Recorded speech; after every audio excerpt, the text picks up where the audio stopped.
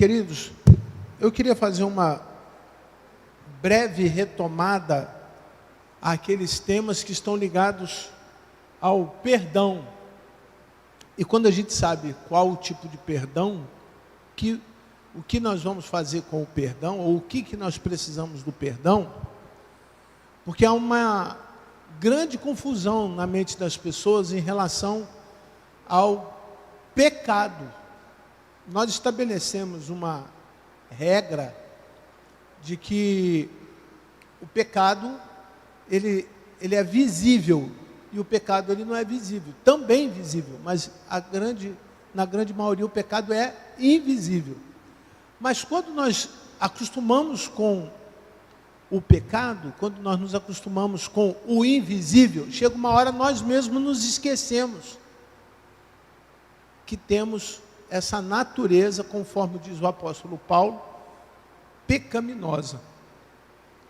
Eu fiquei relutando para trazer esse argumento para os irmãos, e eu vou dizer por que eu fiquei relutando. Porque às vezes nós achamos que nós podemos comparar o pecado a uma doença mortal. E não é. O pecado não é a doença mortal.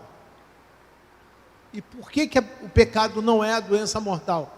Porque o pecado é a própria morte. A natureza que nós temos é de morte. Morte eterna, separação eterna de Deus, por conta do pecado original. Então esse é o primeiro problema que a gente tem para resolver. Todos pecaram. Não tem ninguém que, por mais consciente esteja em relação ao pecado, tenha nascido sem pecado, exceto uma pessoa chamada Jesus. E eu vou fazer referência a Jesus agora, nessa parte introdutória. Por quê? Porque somente quem não tem pecado pode sacrificar-se pelos que têm pecado. Então, o que valida a morte de Jesus não é porque ele morreu, mas é porque ele não tinha pecado e morreu pelo pecador, morreu por mim e por você. Todos nós sabemos disso. Isso é fato historicamente comprovado, que ao terceiro dia, essa pessoa que não tinha pecado, dotado da capacidade de ressurgir dos mortos, porque ele não tinha o pecado, então a natureza dele não podia morrer. Mas ele precisava morrer. Porque se ele não morresse, eu não poderia ter vida.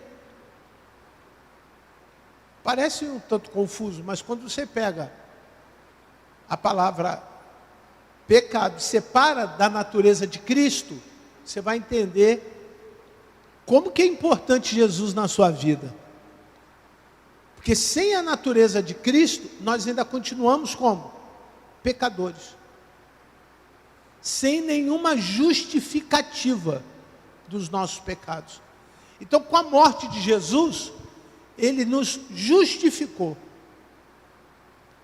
Então, perdão não gera justificativa, mas o perdão gera justificação. Qual a diferença de uma coisa e da outra? A justificativa é quando eu tento, de alguma maneira, solucionar o pecado com as minhas ações. Não gera. Eu posso fazer qualquer coisa que não substitui a ação da justificação. E que ação foi essa? A morte de alguém que não tinha pecado. Vocês lembram qual era a principal característica do sacrifício no Velho Testamento? Obrigado, amado. A ovelha não podia ter o quê? Defeito. Não podia ter mancha. Não podia estar com a unha quebrada. A orelha não podia estar abaixada. A sua lã tinha que ser bonita. Não podia ter defeito. Então, a analogia da oferta no Velho Testamento era uma oferta perfeita para perdoar os pecados. Então, Jesus vem com a mesma característica de uma pessoa agora perfeita, sem nenhum pecado, para substituir o meu pecado e me dar o direito da ressurreição. Você consegue explicar isso para alguém?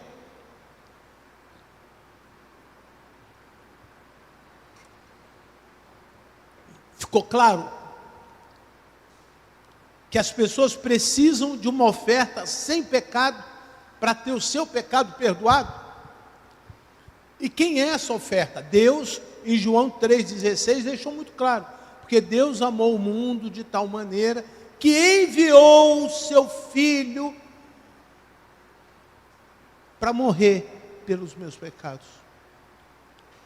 Então, sendo Jesus Deus, era perfeito, e agora ele vai para a cruz e morre no lugar do Carlos, no teu lugar. Tem um outro problema que eu quero levantar aqui, é que essa natureza, que agora deveria morrer, ela não morre.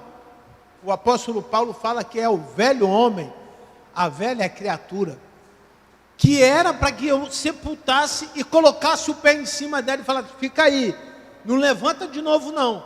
Mas nós lutamos contra isso diariamente. E a minha pergunta para os irmãos é se você sente ainda essa luta. Sente que você precisa ser melhor, sente que você tem que abandonar os seus erros, você tem que mudar a direção. Você sente que você tem defeitos no seu caráter. Nós não temos, por mais que estejamos na igreja, recebendo princípios, valores de Deus, nós não temos a nossa natureza igual a Jesus. Ele não teve pecado, ele não comete pecado. Ele morre, mas não morreu por causa do pecado. Eu cometo pecado e continuo, por mais consciente, e por mais que eu lute contra o pecado, eu continuo o quê? Pecador. Você concorda com isso? Concorda? Sim? De verdade? Está compreendendo? Ou o pessoal está moscando? Por que você tem que entender isso? Olha só, porque se você discorda de que você, mesmo tendo Jesus, você continua pecando, quer dizer que basta pedir perdão quantas vezes? Uma vez. Essa é uma mentira do diabo. Você não pode pedir perdão só uma vez, porque você não comete pecado só uma vez. Quem dera. Como seria interessante se nós aceitássemos a Jesus e parássemos definitivamente de quê? De pecar. Então, além da justificação, ele promove em mim uma outra palavra ligada ao perdão, que é a santificação. O que é a santificação?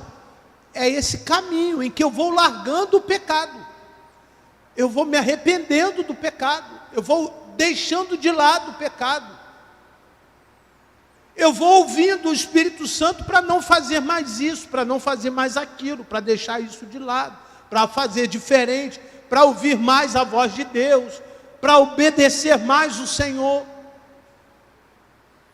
Então o Espírito Santo agora que está em mim, vai me tornando uma pessoa diferente, transformada. Essa transformação é um processo. Então podemos considerar que por mais que você seja um pecador, agora com Jesus você está num processo de santificação. Assim como pela morte de Jesus nós fomos justificados, agora nós somos o quê? Santificados. Quero ver se vocês entenderam. O perdão agora tem duas palavras que estão associadas ao perdão. Qual é a primeira? Justificação. O que é justificação? É ele que é justo, mas agora Jesus é que é justo. Ele, com a justiça dele em mim, eu sou justificado. O diabo não pode mais te acusar e falar: você vai para o inferno, Pedrinho. E aí o Pedrinho vai dizer para o diabo: mas por que eu vou para o inferno? E o diabo vai dizer: não, porque você é um pecador. Aí ele vai dizer, eu sou pecador, eu continuo pecador, só que a morte de Jesus me justifica do meu pecado. O diabo corre do Pedrinho, porque o diabo sabe que o sacrifício de Jesus não pode ser o quê? Substituído. Mas eu pergunto para vocês, vocês usam esta arma espiritual contra o diabo quando você vai pecar? Você diz para o diabo assim, diabo, eu sou fraco, vou fazer isso, mas eu tenho alguém que é forte em mim, que vai me livrar desse pecado. Porque a oração de Jesus é assim, livra-nos do mal, não é assim? Livra-nos da tentação. E como que Jesus estava? Jesus estava fraco, estava no deserto, havia passado fome durante 40 dias. Lembra do que aconteceu em Mateus capítulo 4? O diabo, através do Espírito Santo, conduziu Jesus para o deserto, para provar Jesus em tudo que fosse possível, tentando tirar dele a sua natureza de quê? Ser perfeito. Mas ele foi derrotado. O diabo foi derrotado.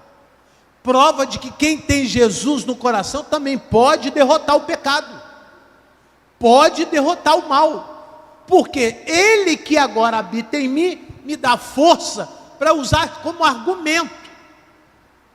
Eu não quero pecar, mas eu peco. E quando eu pecar, o Senhor, pela sua graça, me faz me arrepender. O diabo não gosta de arrependimento. Sabe o que o diabo não gosta na igreja? E eu sei que vocês vão entender isso. Uma igreja que ora e uma igreja que é arrependida. Uma igreja que sabe o que é arrependimento. Porque uma igreja que ora e uma igreja que é arrependida é uma igreja que tem o Espírito Santo dentro dela. Todas as vezes que você está impedido de falar com Deus, é por causa do pecado. Se arrepende, você ora. Quando você ora, Deus ouve a oração do justo. Porque não sou eu que sou justo, mas a justiça de Deus agora habita em mim por intermédio de Jesus. E Ele ouve a nossa oração. Ele ouve a sua oração. Porque Ele não está mais preocupado com a tua natureza, mas com a nova natureza que o Filho dele proporcionou em você. Santificação não é um tema para nós ficarmos com medo, com dificuldade de nos relacionarmos com Ele. Mas é um grande desafio.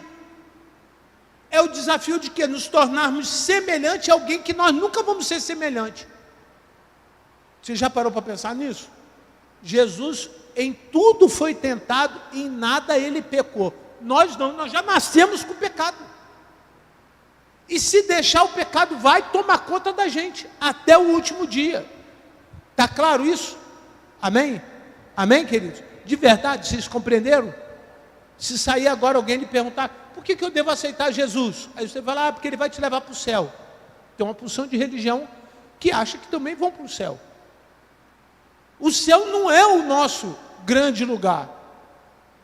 Aqui na terra, o céu faz parte de uma promessa.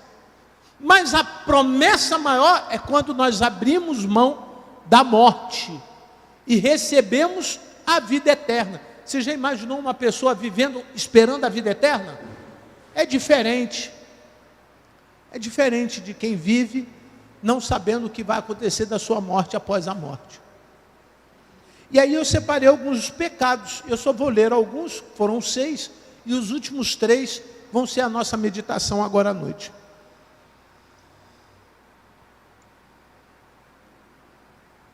Romanos 5,12, pecado original. Romanos 5,12. Assim como o pecado entrou no mundo por intermédio de um homem, é o que está lá em Romanos 5,12, há necessidade também de um homem, portanto, assim como por um só homem entrou o pecado no mundo, e pelo pecado veio a morte, leiam a segunda parte, assim também a morte passou a toda a humanidade, porque todos pecaram. Então teve um pecado que originou o meu pecado, que foi o de Adão. Pecado da omissão, Tiago 4,17. Tiago 4,17.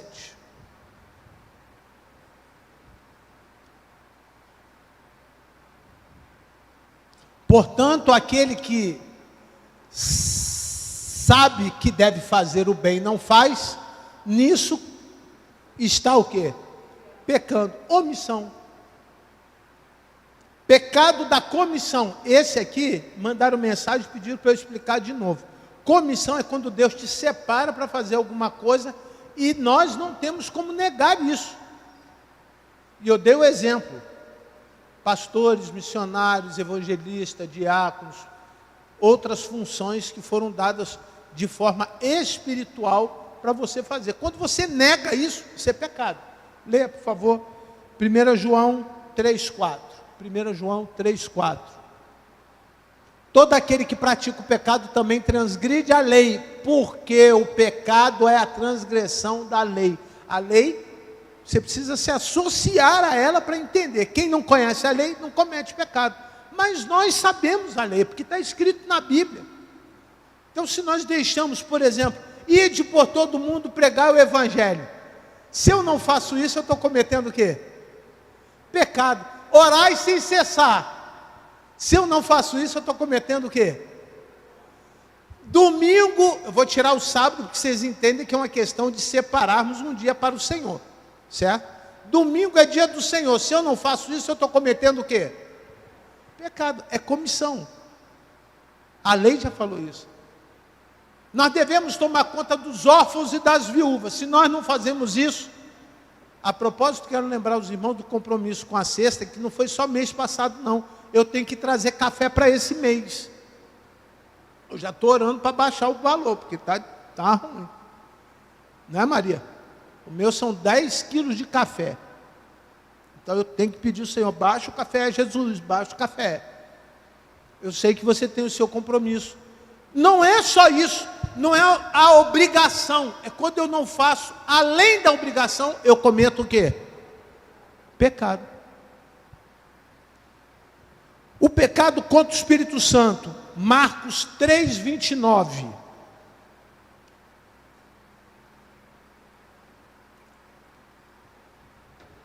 Mas aquele que blasfemar contra o Espírito Santo nunca terá perdão, visto que é réu de pecado eterno. E aí a blasfêmia, o que é isso? A blasfêmia contra o Espírito Santo é a rejeição contínua e definitiva da graça de Deus, ou seja, ele não se arrepende. Ele não se arrepende. Ah, pastor, mas eu xinguei Deus, eu abominei Deus, dizendo que Ele me abandonou, que Ele não me ama mais. Irmãos, tudo isso não é bom você fazer. Mas você endurecer o seu coração e não se arrepender, é morte eterna. Não tem pecado pior do que esse. Você endurecer o seu coração e não permitir que Deus te faça arrepender do seu pecado, isso é morte eterna. Pecado intencional, a própria palavra já diz, Hebreus 10, 26. Hebreus 10, 26.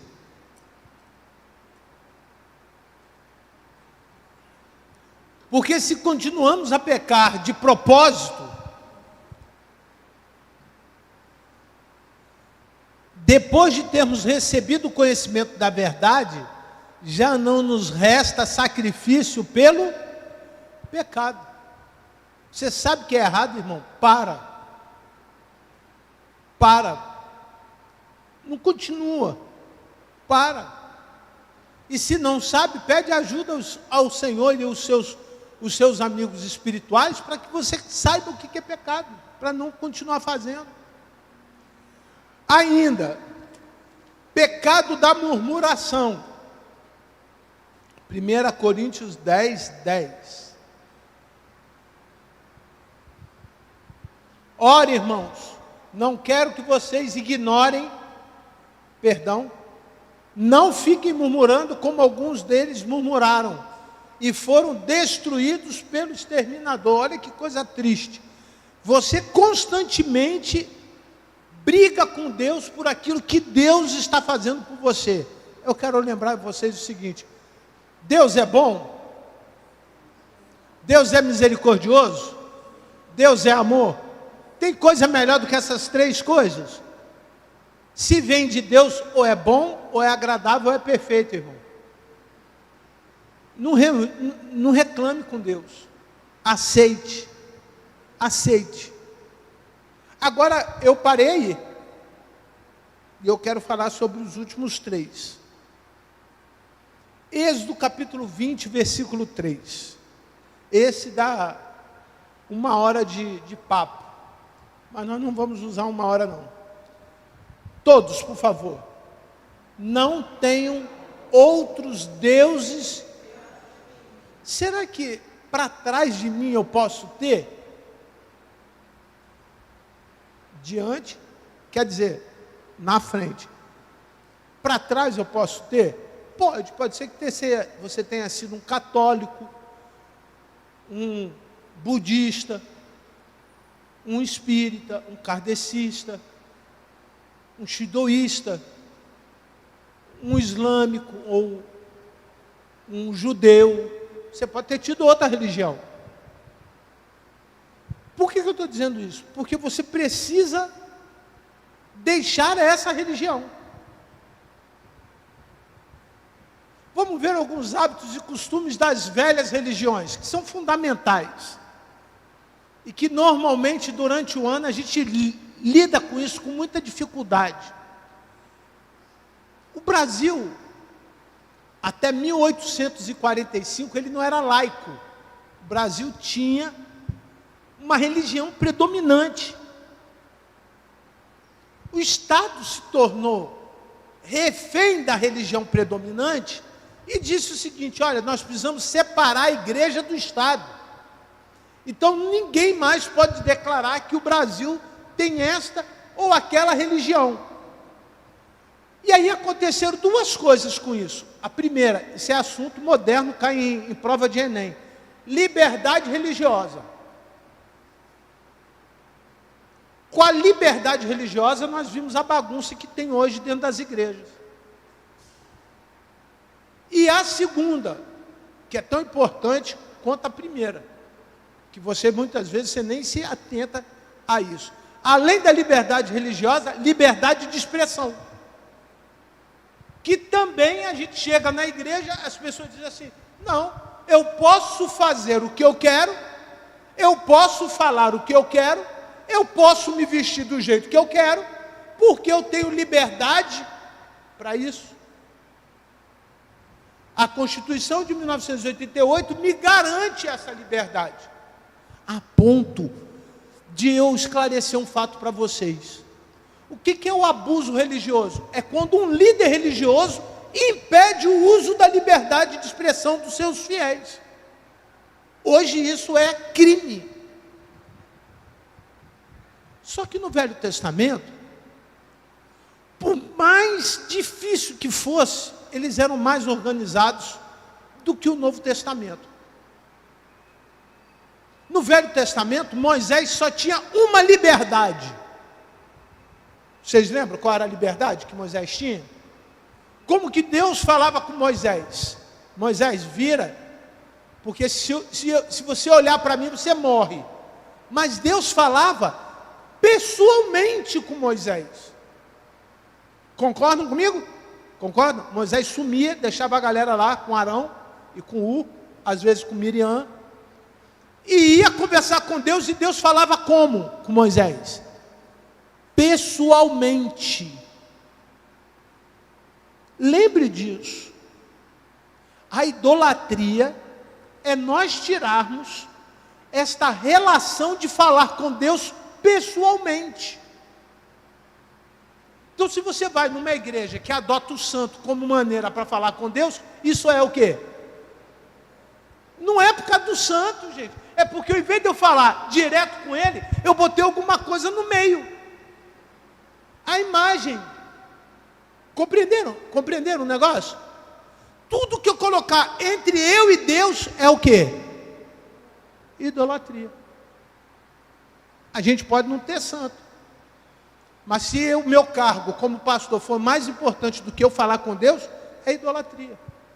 Se eu amar o meu trabalho a ponto de atrapalhar meu relacionamento com Deus, é o quê? Idolatria. Se eu gostar muito, mas muito, vou repetir, de um time de futebol, a ponto que num domingo que eu deveria estar orando, consagrando minha vida, buscando o Senhor, falando do amor de Deus para as pessoas, E se eu confundo que esse dia, eu posso, não, mas é 4 horas só. Eu vou 2 para ver o jogo, depois mais 2 para voltar para a igreja. Dá tempo. Isso é o quê? Idolatria. Qualquer coisa.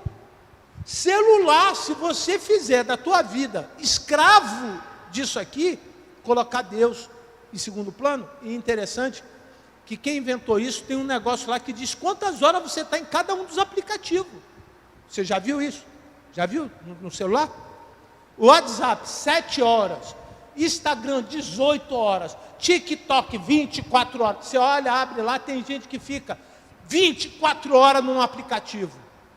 Ele não tem tempo para gastar 1 minuto com quem?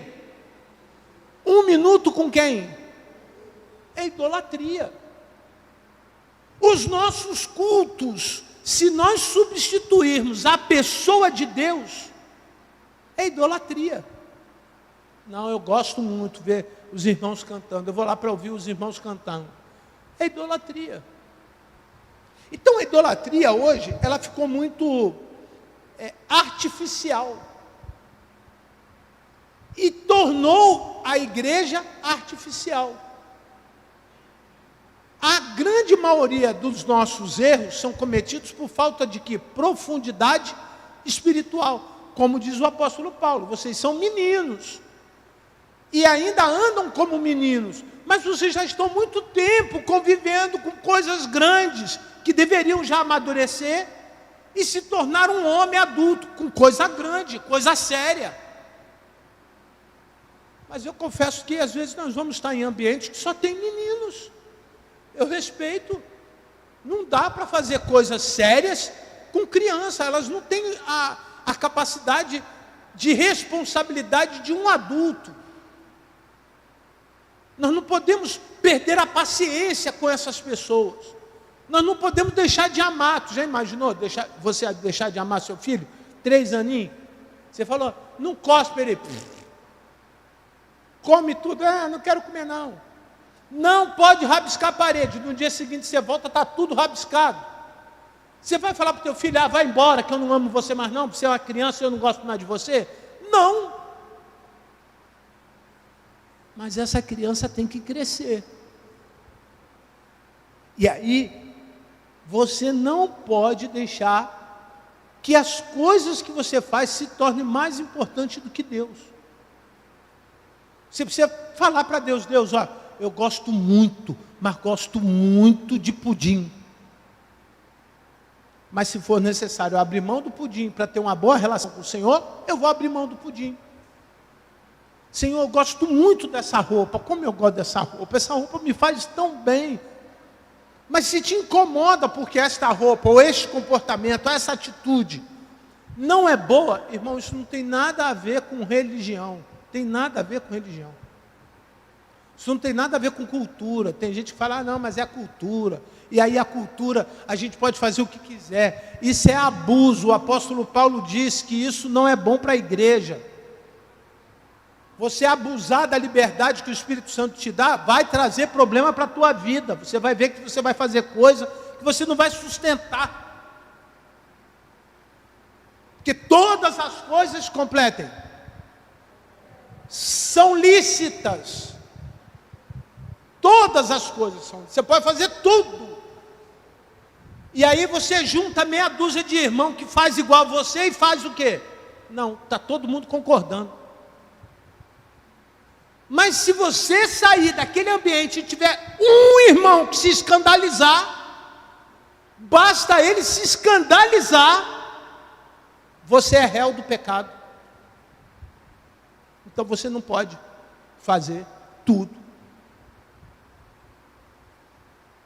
Pastor, mas eu estou numa comunidade que tudo que eu faço, as pessoas criticam. Então, irmão, com muito amor, ame aqueles que são mais fracos. Pare de fazer. É a orientação do apóstolo Paulo, não é a orientação do pastor Carlos. Se eu faço alguma coisa que causa estranheza no coração de alguém, eu devo parar de fazer, por amor a Jesus Cristo. Pastor, mas não tem nenhum problema. Não tem para você, mas teu irmão está se perdendo por causa de você. Pode não ter com a meia dúzia de gente com quem você anda, mas o sétimo não vai chegar nunca perto de Deus por causa da sua atitude. E lembra que Deus vai te cobrar isso. O outro pecado que eu gostaria de tratar um pouquinho com mais tempo. Hebreus capítulo 11, versículo 6. Hebreus 11, 6. Todos, por favor, me ajudem. De fato, sem fé é impossível agradar a Deus, porque é necessário que aquele que se aproxima de Deus creia que Ele existe e que Ele recompensa. Eu divido esse texto em 4 pedacinhos. O primeiro, de fato, então alguma coisa antes aconteceu. Lucas, bota o versículo primeiro em Hebreus 11 aí. Hebreus 11, 1. Ora, a fé é a certeza de coisas que se esperam, é a convicção de fatos que não se veem. 2. Pois pela fé, leiam, os antigos obtiveram o que? Bom. Lembra do que eu falei há pouco, da questão da idolatria? Eu tenho liberdade e posso fazer tudo, mas eu não faço porque eu quero alcançar bom testemunho, pela fé. É uma escolha. 3. Pela fé entendemos que o universo foi formado pela palavra de Deus, de maneira que o visível veio a existir das coisas que não são visíveis. 4.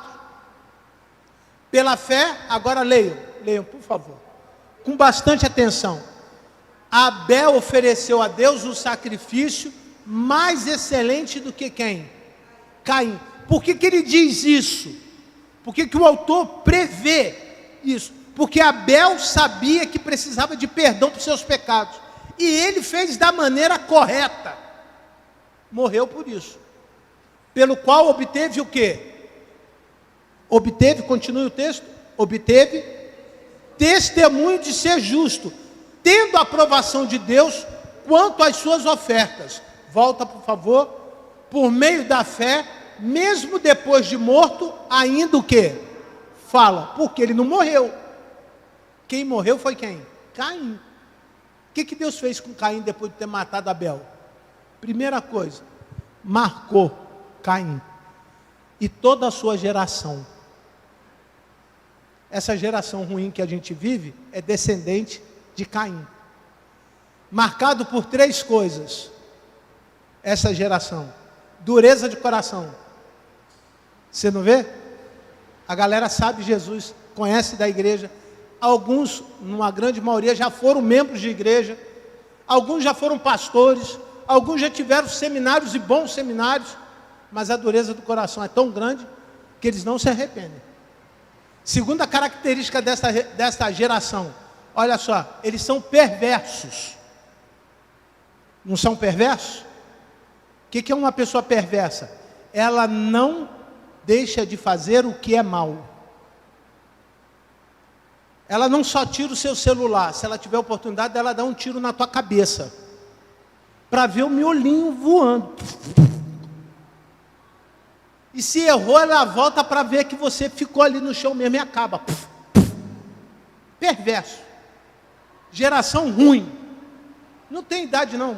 Pequenininho, médio, grande, tem não. É perverso. Se ele não pode fazer, ele vai te atrapalhar. Se ele não pode fazer o mal, ele vai fazer alguém fazer o mal. Manipulador. Dentro da igreja, irmão, cuidado com esse irmãozinho que gosta de fazer o que é mal. Manipulador. Bota um contra o outro, faz uma fofoquinha, fala de uma coisa do outro, é invejoso. A pessoa não pode ver nada de bom em você que ele quer. Egoísta. Ele quer. Essa é a geração. Então, além de uma pessoa que tem o coração duro e ele é perverso, irmãos, esta geração está muito longe do amor de Deus. Essa é a geração. Você vai falar do amor de Deus para eles? Ninguém quer.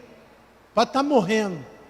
A pessoa diz assim, a grande maioria, Eu nasci assim, completem, vou morrer assim. E eu agora tenho dito isso para alguns que dizem isso para mim. Você morreu assim, e você nasceu assim, e vai morrer assim, porque você não sabe como é bom nascer de novo com Jesus. Alguns falam, como é bom nascer de novo com Jesus? Aí eu tenho a oportunidade de dizer para ele. Aí entra o versículo 5. Olha só o versículo 5, que coisa interessante. Hebreus 11, 5. Aleluia. Hebreus 11, 5. Pela fé, Enoque foi levado a fim de não passar pelo quê? Pela morte. Não foi achado, porque Deus havia levado. Pois antes de ser levado, obteve o quê? Testemunho de que havia agradado a quem? A Deus. Irmão, essa deve ser a sua meta. Agradar a Deus. Você precisa agradar a Deus. Fazer sempre alguma coisa que Deus diga assim, valeu a pena meu filho ter morrido por você. Isso que deveria ser a razão de nós estarmos aqui hoje à noite. Para Deus ver na forma coletiva que nós estamos aqui querendo agradar quem? A Deus. Eu não estou cumprindo mais um culto, a agenda, quarta-feira até às 8h30. Não é isso. Quero que Deus veja que eu estou aqui porque eu quero agradá-lo. Eu quero dizer para Ele, eu te amo com as minhas ações. E finalizo com o verso 6. De fato, aí você já entendeu o que estava acontecendo. Sem fé é impossível o quê? Agradar a Deus. Porque é necessário que aquele que se aproxima de Deus creia que Ele existe e que recompensa os que o buscam. Você quer ser recompensado por Deus? Quer? Agrade ao Senhor. Agrade ao Senhor. Feche os seus olhos. Vamos falar com Deus. Pai querido, nós queremos renunciar de maneira pública tudo aquilo que não te agrada. Nos perdoe, Senhor, por favor. Nos ajude a abandonar aquele pecado que a gente não larga. São sentimentos, são pessoas, são coisas que nós não abrimos mão disso. Em nome de Jesus, me ajuda, Senhor Deus, a melhorar. Me ajuda, Senhor Deus, a fazer melhor tudo que eu tenho feito. Para que o Senhor enxergue em mim uma melhor versão do Senhor aqui na terra. Em nome de Jesus. Amém. Pode ficar de pé, por favor? Nós podemos cantar esse. Me ajuda a melhorar. Lembra? Como é? Como que é, varô? Pai, isso aí. Se você entende, eles vão pegar a cifra aqui da música. Se você entende que você precisa desse tempo para pedir ao Senhor para melhorar, faça isso, irmão. Confesse a Jesus e diga, Senhor, me ajuda a melhorar. Traga ao meu coração o sentimento de que eu não quero fazer parte de uma geração perversa, uma geração com o coração endurecido, uma geração que está tão longe do teu amor que não quer nada contigo. Nós queremos. Você que está aqui esta noite, com certeza você quer estar perto do Senhor. E Deus está se agradando desta atitude sua, deste gesto de amor. O que nós fazemos aqui, Deus está vendo. E é para a glória do nome do Senhor Jesus. Vamos adorar o Senhor.